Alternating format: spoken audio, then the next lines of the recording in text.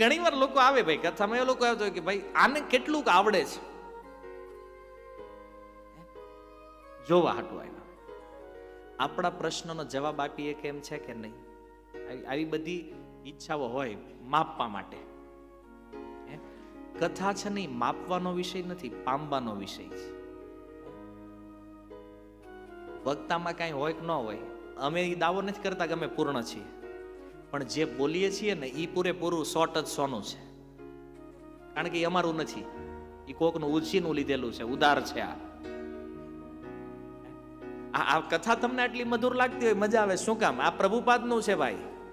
એણે આ બધું સંશોધન કર્યું છે, એણે ભેગું કર્યું છે. આ અમારા ગુરુ મહારાજની તપસ્યાઓનું ફળ છે.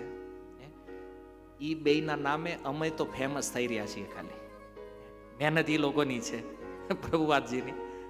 પણ એનો આશ્રય લીધો છે ને એટલે યશ અમને મળે છે.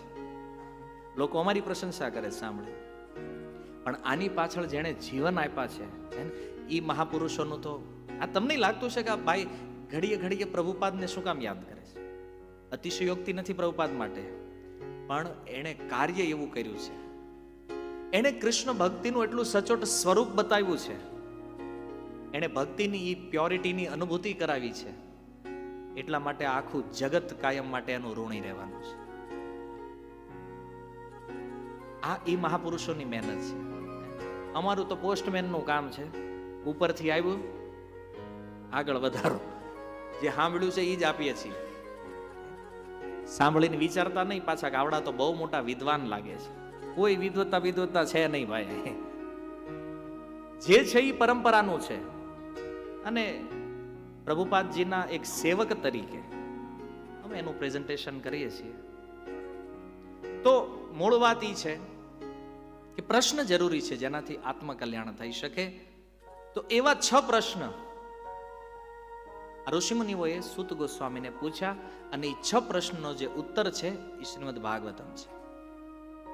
6 પ્રશ્નમાં પ્રથમ પ્રશ્ન એ છે, તત્ર તત્ર અંજસાયુષ્મન ભવતા યદ વિનિશ્ચિતમ પુંસામ એકાંતત શ્રેય સ્તન્ન સંશિતુમ અર્હસી.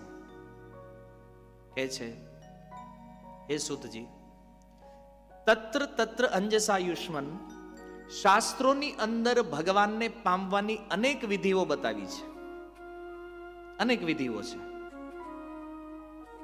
તપ, યજ્ઞ, જપ, ધ્યાન, ધારણા, સમાધિ, યોગ, બધી વસ્તુથી ભગવાનની પ્રાપ્તિ થઈ શકે. ઘણા લોકો યજ્ઞથી ભગવાનની પ્રાપ્તિ કરે છે, ઘણા તપસ્યાથી ભગવાનની પ્રાપ્તિ કરે, ઘણા લોકો ધ્યાનથી ભગવાનની પ્રાપ્તિ કરે, ઘણા યોગ કરીને ભગવાનની પ્રાપ્તિ કરે છે, સમાધિમાં ભગવત પ્રાપ્તિ કરે છે. અનેક સાધનો છે શાસ્ત્રોમાં. પણ ભવતા, તમે યદ વિનિશ્ચિતમ, શું નિર્ણય કર્યો છે આ બધા સાધનોનો અભ્યાસ કરીને? તમારો નિર્ણય સાંભળવો છે અમારે. તમે જ્યારે ડાયરેક્ટ શાસ્ત્ર વાંચવા બેસો ને તો એમાં સારરૂપ શ્લોકો જે છે ને એને આપણે ન પકડી શકીએ ક્યારે. ભાગવતમાં 18,000 શ્લોક છે, એમાં સારરૂપ શ્લોક કયા કોણ નક્કી કરશે? આપણને ખબર પડે? કારણ કે આપણે પહેલો શ્લોક વાંચવીને બીજામાં જાવી તો પહેલો ભૂલાઈ જાય. કોણ નિર્ણય કરશે કે ભગવાનને પામવાનું કળયુગમાં સૌથી શ્રેષ્ઠ સાધન કયું? શૌનકાદી ઋષિઓ કહે છે અમને ખબર નથી. ભવતા, તમે નક્કી કરો, તમે શું નિર્ણય કર્યો છે? કેમ? આ જગતના જે મહાપુરુષો છે ને એ બધા સાધનોનો અભ્યાસ કરી અને એમાંથી એને જેનાથી ભગવત પ્રાપ્તિ થાય છે એવો સરળ માર્ગ એ આ જગતના લોકોની સામે પ્રગટ કરે છે.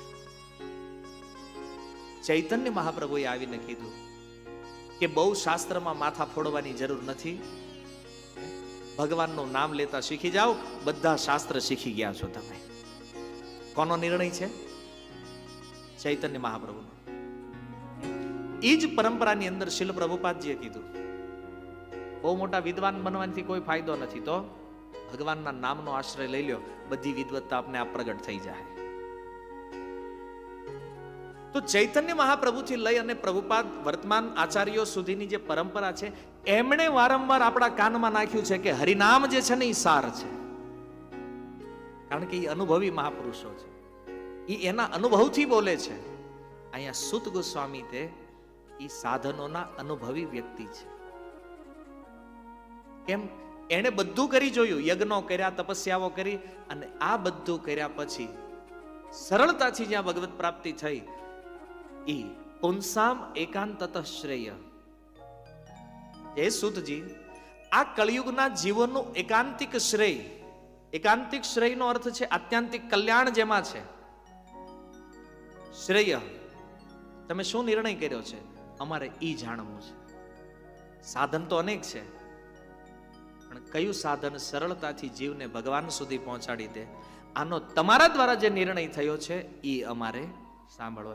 હું આને રિપીટ એટલા માટે કરી રહ્યો છું 2 વાર કે તમે આને બરાબર ધ્યાનપૂર્વક સમજો. આ દુનિયામાં ઘણીવાર લોકોને આપણે કહીએ ભગવાનનું નામ લ્યો, અમે ધ્યાન કરશું. તને કોણે કીધું ધ્યાન કરવાનું? ભાઈ, કીધું કોણે ધ્યાન કરવાનું? ઘણા કે અમે તપસ્યા કરશું. કોણે કીધું તપ કરવાનું?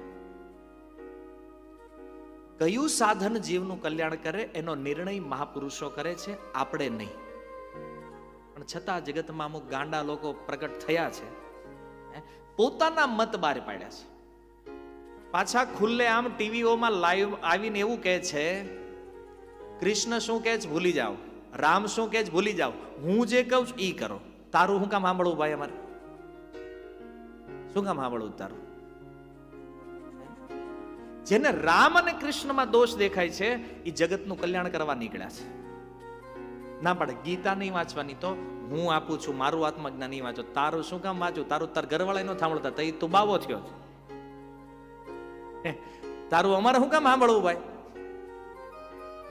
અને એવા મૂર્ખ લોકો ઉપર વિશ્વાસ કરીને લોકોને એવું લાગે છે કે આ નોટંકીઓ અમારું કલ્યાણ કરશે. કલ્યાણનો નિર્ણય ચૈતન્ય મહાપ્રભુ કરે છે. કલ્યાણનો નિર્ણય સૂત ગોસ્વામી કરે છે. જીવના કલ્યાણનો નિર્ણય વેદવ્યાસજી કરે છે, સુખદેવજી કરે છે. આપણે કરશું નિર્ણય? શેનાથી કલ્યાણ થશે? એટલા માટે એવા પાખંડીઓથી સાવધાન રહેવાની જરૂર છે. ભાગવતી કહે છે જીવનનું જે એકાંતિક શ્રેય છે એ ભગવાનના નામ સંકીર્તન અર્થાત ભક્તિમાં છે. જેટલા મહાપુરુષો થયા બધાએ આને સ્વીકાર કર્યો છે. અને આજના એ જે નવા નવા જે બનાવટી બાબાઓ આવ્યા છે એને આ મંજૂર નથી. એના અનુયાયીઓને સીધું કહી દે શાસ્ત્ર વાંચવાનું જ નહીં, એ ચોપડા ખબર નહીં કોણે લખી નાખ્યા છે. આવું સમજાવે છે. સારું છે, મોદીજી એક કામ તો સારું કર્યું છે, આ 2-4 ને પકડીને પૂરી દીધા છે અંદર. એટલો જ ઉત્પાદ ઓછો સમાજમાં. અને હજી આવા જે છે ને પૂરી દેવાની જરૂર છે બધાને. અધ્યાત્મ જગતનો કચરો છે આ. આવીને એવા મગજ ફેરવી દીધા જ બધાના. બોલો, ગીતા નથી વાંચવા દેતા, પેપર વાંચવા દે રોજ. ભગવદ ગીતા નથી વાંચવા દેતા. સૌથી મોટી ભૂલ તો આપણી છે કે ભાગવત નથી વાંચતા, નથી સમજતા, અને આવા પાખંડીઓના ચક્કરમાં પડીએ છીએ. અને અમુક ના તો દર્શન કરવાની ફી કેટલી? 5-5 લાખ રૂપિયા. બોલો, અમને તો ફોન આવતા હોય કથામાં એટલે ખબર છે. દિલ્હીથી એકવાર એક ફોન આવ્યો, ભાઈ અમારા ગુરુજીને મળવાની ફી 5 લાખ છે, ખાલી એન્ટ્રી ફી. અને પાછા તોય લોકો ત્યાં જાય છે.